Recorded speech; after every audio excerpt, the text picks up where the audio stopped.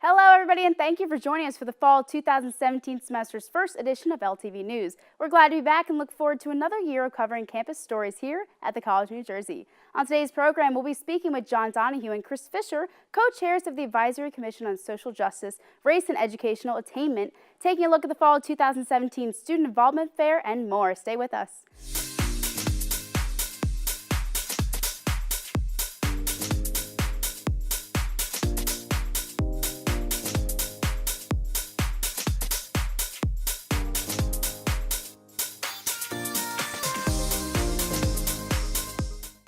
From Trenton Hall, I'm Kelsey Haynes. Let's get started.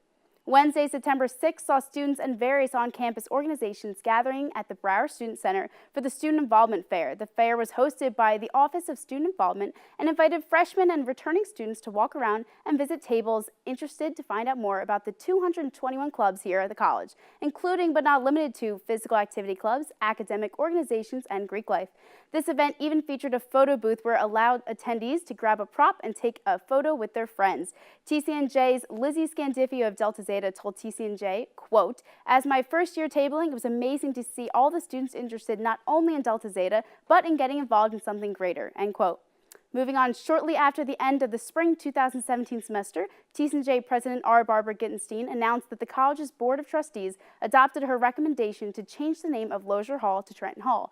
The hall hosts the college's Office of Admissions, School of Nursing, Health, and Exercise Science. Lozier Hall was named after Paul Lozier when the college received a gift of $1 million from his family in 1987. Student researchers revealed that Paul Lozier, who served as superintendent of Trenton schools between 1932 to 1955, advocated for segregation in the school district. The Advisory Commission on Social Justice, Race and Educational Attainment, who are charged with examining questions of equity and social justice on campus, first recommended a name change in the hall. LTV's own Ben Zander sat down for an interview with co-chairman of the commission, John Donahue and Chris Fisher. Thanks, Kelsey. Hi guys, I'm Ben Zander. I'm here with John Donahue and Chris Fisher, co-chairman of the Advisory Commission on Social Justice, Race and Educational Attainment. Thank you guys very much for taking the time to talk to us. Our pleasure. We appreciate the opportunity. Yeah, likewise. Okay, so what information about Paul Lozier's past was uncovered that indicated changing the name of Lozier Hall was a wise decision? It was actually information that was uncovered by the work of my colleague, Robert McGreevy. He and his students were doing research down in the Trenton archives. And they kept coming across these documents of conversations between Paul Lozier, who was the superintendent of Trenton schools, and they kept coming across these instances where people were asking to be moved to different schools, and Paul Lozier was saying, "No, I cannot move you. I will not move you because it's against our policy." And he's very clear that it was against his policy. Now the problem is, and he was saying it was against the policy of segregation. So he was observing a policy of segregation, and this was in the 1930s, late 1930s that this was happening. He was observing this policy of segregation when New Jersey as a state had already outlawed segregation in public schools. Wow. So, this was a revelation to our students and our faculty, who then began to say, well, okay, is this the same Paul Lozier whose name is on the admissions building at TCNJ? And they did some more research and found out that, yes, it was the very one and the same Paul Lozier. So they began bringing it up on campus. It became a hot-button issue, and President Gittenstein decided to look into it. That was her first inclination. Let's just look into this. And as we looked into it, it raised some troubling questions. So his name was on an admissions building. Obviously, he contributed a lot to the growth and making the College of New Jersey thrive. So after uncovering all of this, was it tough to say that, we should go ahead and change this even after everything that he did for the college? When we did start to do the work, we reached out to the Lozier family. I spoke with Carol Lozier, Tom Lozier, Tom Lozier was the donor. He and his wife Carol. Paul was his father. So I spoke with Carol and let her know what we were doing. clearly she was disappointed. One of the interesting things was she said, she wasn't even aware, of her father-in-law's past, but she said those aren't the kind of things you sit around the dinner table talking about. She just didn't know. Right. Tom had passed away maybe 2 years ago. I spoke with Peter Lozier. I spoke with other members of the family, and clearly they were disappointed to learn some of the things about their grandfather and father-in-law. They understood that we had a task ahead of us. When it came time to make the recommendation, people brought into the equation the $5 million gift that the Loziers made to the college, and that had nothing to do with the first gift. The $5 million gift that they gave was to name the deanship in the School of Nursing. They believed in our nursing program. They wanted it to thrive. And in the conversations we had with Carol, throughout this whole process, she said, whatever the outcome is, we believed in this institution. We believe in this institution. So, it was, it was difficult, but only difficult because we were talking to a friend. Well, I'm very glad to hear that the Loziers were supportive. How about the members of the college, students, faculty, even members of the community? They were varied, as you can well imagine. There were some who felt right from the onset that it should happen immediately. There should be no question. There was no need to do research. There were other folks who wanted to take plenty of time. It was interesting, and Chris might want to expand on this, but as we were talking to people in the community, and particularly in the communities of color, one of their big concerns about changing the name was it's just erasing something so you forget about it. And in their mind, it's important to be able to remember those moments so you don't repeat those kinds of things. When we went down into Trenton and we began to talk with people in the Trenton community, there's two things that I found interesting. One, as John said, they were reluctant to advocate changing the name of Lozier Hall, primarily because they didn't want to erase the past, and in particular, erase the past that they understood of Trenton's relationship with TCNJ/Trenton State College. Mm-hmm.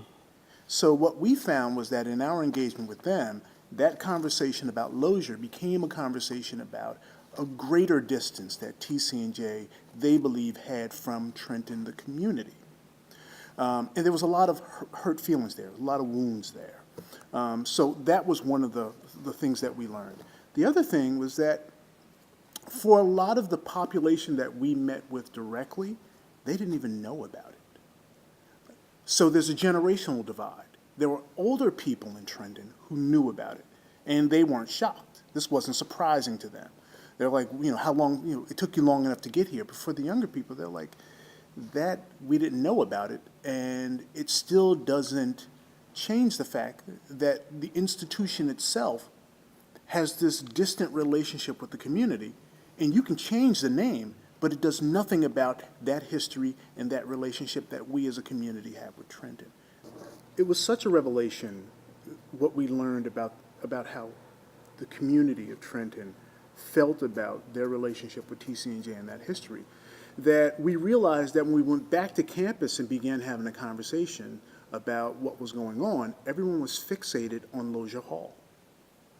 And we realized that it was an obstacle to us actually getting to the issues that mattered to the people in Trenton. Wow. Which is the reason why there was an expedited decision to actually deal with the name change. We dealt with it earlier because we wanted to get the community here on campus focused on repairing that relationship with Trenton and Ewing. Okay. So was making the name Trenton, is that an effort to repair those relationships with Trenton? We had numerous conversations within the commission and with folks outside in terms of what some of the various names might be. Everything from Trenton State College Hall to Trenton State Hall, to Hedgepeth Williams Hall, to Admissions Hall, to Heritage Hall, to Lions Hall, a whole bunch of things. Mm-hmm. But one of the things we really came to realize was that if we really want to reconnect with the city, we have to do something significant. There was nothing on this campus that said Trenton. So, Dr. Gittenstein selected from amongst those choices Trenton Hall to be really, symbolic of a moment. And also, I think it helped address one of the concerns that we heard in the community, that people will forget about this moment. If we turned it into Lions Hall or Admissions Hall, that's like completely erasing anything that had happened. But by Trenton Hall, one of the things we intend to do is we're going to take that whole first level, or most of the first level I imagine, and turn that into a history of TCNJ and Trenton community. So it really seemed appropriate. I was really happy with that choice that she made. What other projects is the commission taking on now to further make the campus more fair and equal?